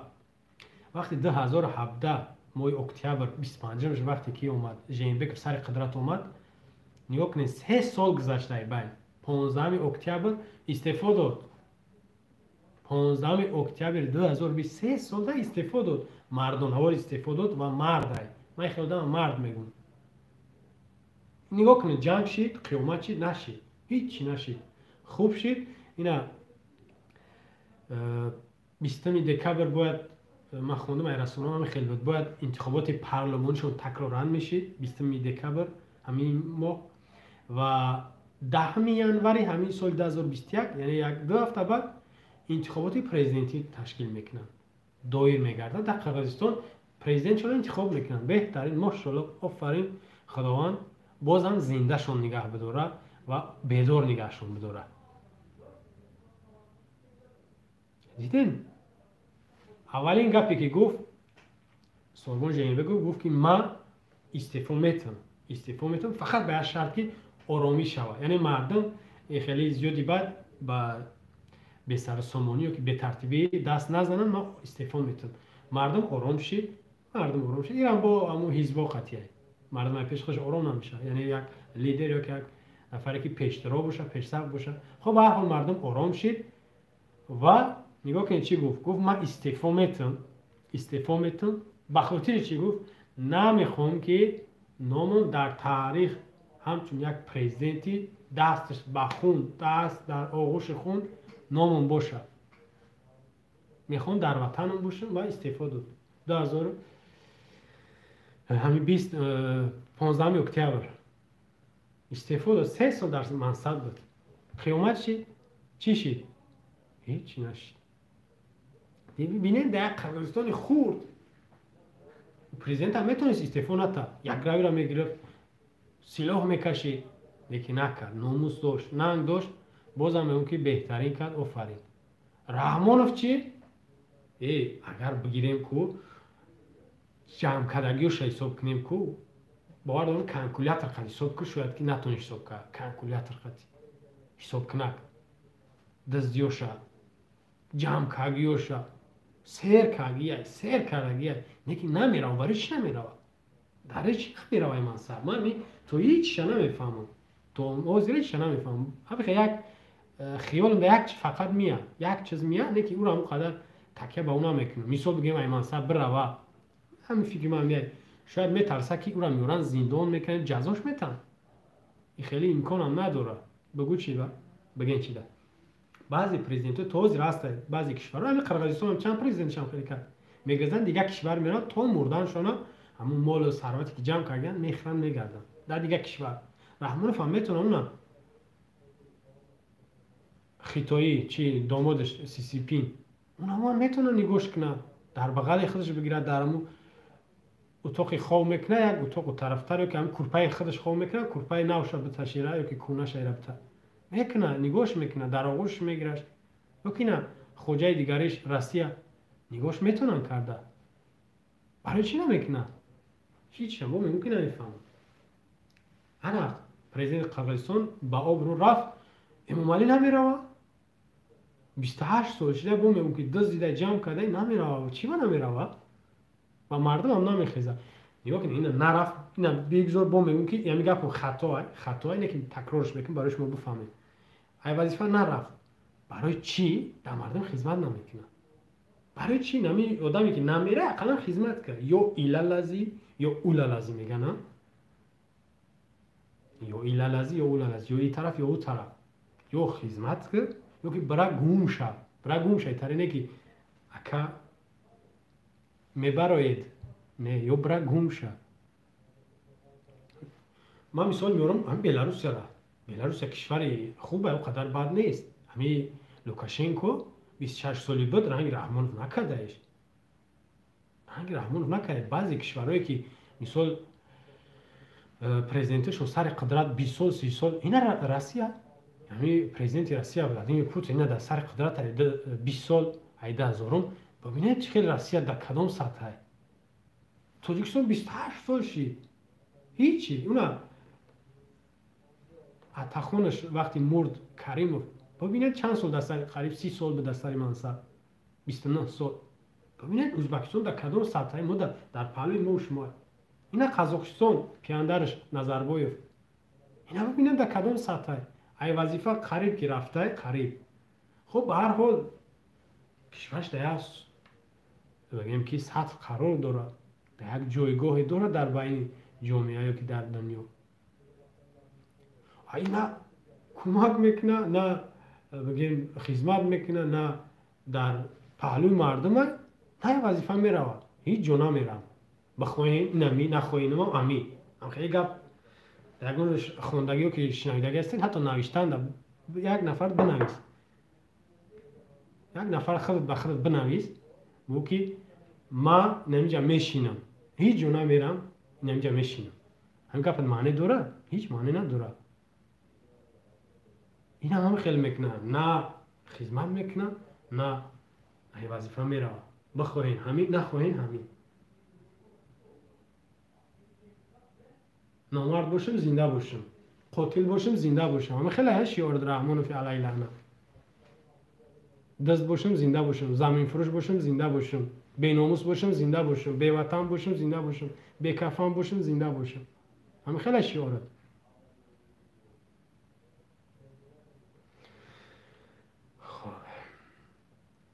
یک همین روز صفحه فیسبوکی را دیدم رئیس جمهوری معاون یا که رئیس مصالحه افغانستان حتی یک وقت رئیس حکومت افغانستان بود عبدالله تاجیکستان رفته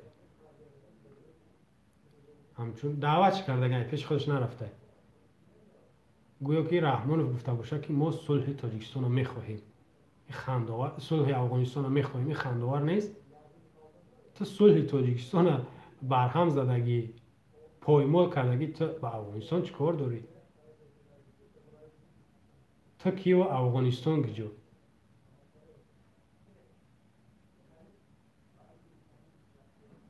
افغانستان 2019 انتخابات داشت انتخابات پرزیدنتی داشت یا داره که خنده‌آوره هم پرزیدنت کنونیش اشرف غنی خچه غالب اعلام کرد هم عبدالله این خچه هم در نامزدیش موندگی بود این هم خچه غالب اعلام کرد یا دارین انا ببینین رقیب انا خیلی میشود وقتی که پیروز نشدی باید که یچی بگوی باید یچی بگوی یک کار بکنی این خیلی نمیشه که بگوی ما پیروز نشدم تمام خم سخت خم کنی خب کنی نه هر دیگر قسم خورد هم پرزیدنت افغانستان اشرف غنی رسمی قسم خورد در یک روز هم عبدالله هر دیگر روز قسم خوردن که ما امروز کابینه خدمت تشکیل میکنیم ما پرزیدنت رسمی افغانستانم و دیگر شمال طرف من همچنین نکی دنیا به رسمیت نشناخت چون بعد ایدم بعد میدونی که افغانستان در کنترل در نظارت کی جای تحت نظارت کیه بعد آوردن گفتن این وظیفه ایت ما نو در منصب بیسته رئیس جمهور امروز سفر داشت برگشت برایم یکی در ذهنم اومد مثال آوردم که در انتخابات این خیلی رقیب باید که هرچی بگه یک اعتراض بکنه اونا 5 نفر که در انتخابات پرزیدنتی بودن نگاه که چیکار کردن هیچ نگفتن تا زیرا هیچ حتی گفتن که بسیار خوب گذشت باید یا انکار میکردن انتخابات باید انکار میکردن میگفتن ما قبولش نداریم که ما رای ما گجا شید چی با ما پیروز نشیدیم وعده های 2 زنه دادن 3 زنه و 4 خانگه و او بیاتش گفت که من با آسمان متراتون میکنم یا که با تای زمین سمالیاتاتون هم چی میکنم رحم میکشم برای سمالیاتات چه خیلی گفته بود هم قواعد ها دادن هیچ برای او معلوم بود برای همه ما و شما که او هیچ جا رو نمیگیرن و هیچ جاشو نمیجنبن هیچ که او رو هم نمیشنستن نمیدونه قبولشو ندارن خب به هر حال جا من فکر میکنم سخن زیاد کردم وقتم رفت بله مترو گفت اگه من کمی او را که مسخره میکنم برای همه گفتم که با آسمان مترو میکشم با تای زمین هواپیما سر میتم خب سخنی من فکر میکنم در اینجا به آخر برسه هموطنان عزیز سخن درباره فقط در انتخابات میرفت انتخابات پارلمانی هم پلات پایینی هم پلات بالایی که در هر دش با میگم که ما باید دادیم نفرای بالچکای رحمانوف مخلصاش هواداراش اومدن در منصب و شیشتن ما 5 سال پلات پایینی و بالایش ما نگاه میکنیم چی قانون میبرن ما عمل میکنیم چی قانون میبرن ما عمل میکنیم این درست نبود هیچ درست نبود قبولش ندارم تا زیر من قبولش ندارم و قبولش نمیتونم کرده بغیر از او دیم انتخابات پرزیدنتی بود این 10 اکتبر سال روان این هم 7 سال شوخی نیست 7 سال شوخی نیست شما کدومی که زن بگیرین کودکتون صنف 1 میره رحمانوف در منصب بعضی ما و شما تولد شدیم رحمانوف بود میمریم رحمانوف است این نمیمره میدونی نمیره برنجلت دوره و چی دوره نمیمره حتی این قاعده که میره ازش کو این باید تیز بمبره نمیمره برای چی؟ برای خداوند ما و شما طلب میکنه از ما و شما میخواه که ما بخیزیم خداوند نمیره نابود کنیم ما خدای نمیره میخواه اگر نه خدا نمیتونه نمیره نابود کنه اگر بگین نه گناهگار میشه اگر خدا میره نمیبینه اگر بگین نه گناهگار میشه خدا زورش به همین نمیرسه اگر نه بگین گناهگار میشه خدا همه را میبینه همه را میشنوه همه در زورش میرسه فقط ما و شما باید که بخیزیم همین را نابود کنیم خداوند از ما راضی شود انا سخن درباره اینمی داغ سال بود بدترین سال برای مردم ما و شما اینمی سال آمد هم برای بیماری بومیم که گذشته‌مون از چی ضرر دادیم یا که در حق اوراها خیانت کردیم هم اینای نسلی که میه بعد اینا یا را در حقشون خیانت کردیم یا را رای دادیم اجازت دادیم یا اومدن سر منصب این کمک‌های دیگر کشورها میاد چی برای ویروس چی برای غیر ویروس یا شده دیگه حساب نکن دیگه شما را به خداوند قادر یکتا میسپارم انشالله زنده باشیم سالم باشیم هفته دیگه با در صحبت با شما طریق همین شبکه مستقیم صحبت میکنیم. سلام علیکم و رحمت الله و برکاته.